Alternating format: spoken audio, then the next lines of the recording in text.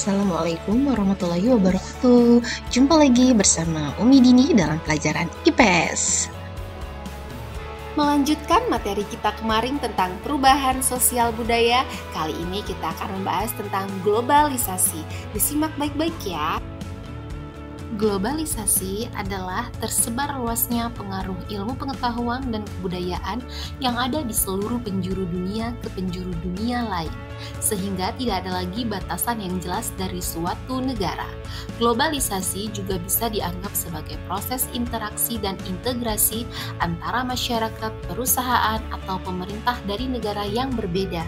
Interaksi ini dapat terjadi karena adanya pertukaran pemikiran, pandangan, produk, dan aspek-aspek kebudayaan lainnya.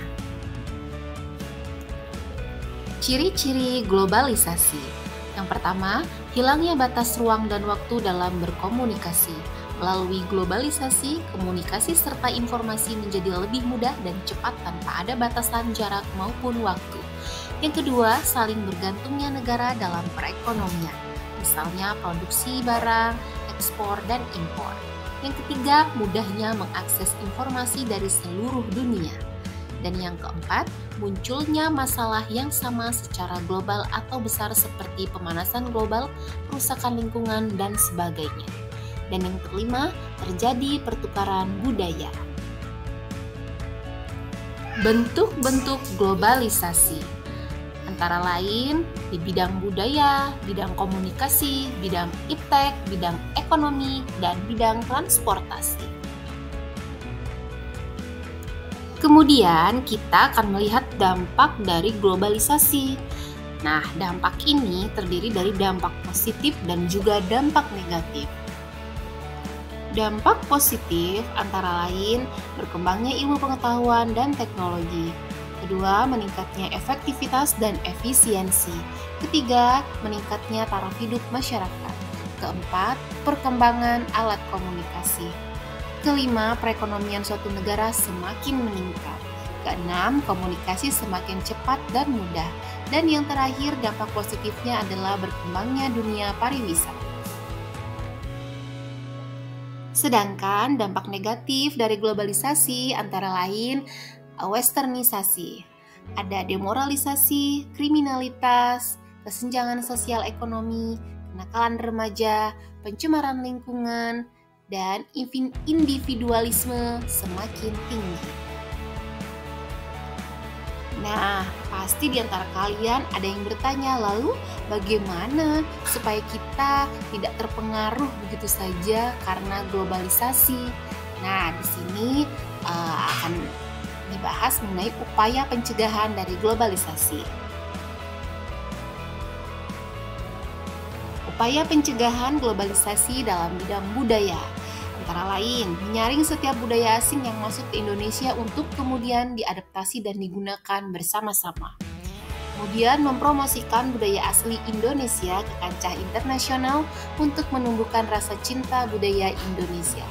Lalu menyukai dan menggunakan produk-produk asli Indonesia, dan mematenkan setiap budaya Indonesia serta mempublikasikannya agar tetap terjaga dan menjadikan masyarakat Indonesia bangga untuk memilikinya. Kemudian, upaya pencegahan globalisasi dalam bidang iptek antara lain berkompetisi dalam kemajuan iptek, meningkatkan kualitas atau mutu sumber daya manusia terutama di bidang penguasaan ilmu pengetahuan dan teknologi agar kita mampu bersaing. Dan selalu berorientasi ke masa depan ya. Adapun upaya pencegahan globalisasi dalam bidang ekonomi antara lain menyiapkan sumber daya manusia yang kompeten, kompetitif, dan memiliki kemampuan yang baik dalam menghadapi kompetisi globalisasi. Yang kedua, melaksanakan standarisasi dan sertifikasi bagi perusahaan dan lembaga pemerintah untuk citra, kesungguhan, dan kualitas produk. Dan menghilangkan praktek-praktek korupsi, kolusi, nepotisme, dan manipulasi.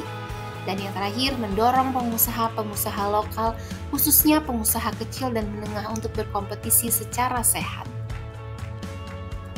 Kemudian, upaya pencegahan globalisasi dalam bidang komunikasi, antara lain memilih dan memanfaatkan alat komunikasi secara tepat dan sebaik-baiknya sesuai dengan fungsi dan kebutuhan. Kedua, memanfaatkan alat komunikasi demi kemajuan masa depan dan tidak menyalahgunakannya. Dan yang terakhir, memilih informasi dengan tepat dan bijaksana agar tidak mudah terpengaruh dan terhasut oleh informasi yang salah. Dan yang terakhir adalah upaya pencegahan globalisasi dalam bidang transportasi. Antara lain memanfaatkan alat transportasi sesuai dengan jarak dan waktunya. Kemudian menggunakan alat transportasi tidak berlebihan agar tidak terjadi pencemaran lingkungan. Dan yang terakhir, menjaga keberadaan alat transportasi lokal sebagai salah satu khasanah budaya. Demikianlah materi IPS pada kesempatan kali ini. Terima kasih sudah menyimak, semoga bermanfaat. Sampai ketemu lagi di video selanjutnya. Wassalamualaikum warahmatullahi wabarakatuh. Bye-bye.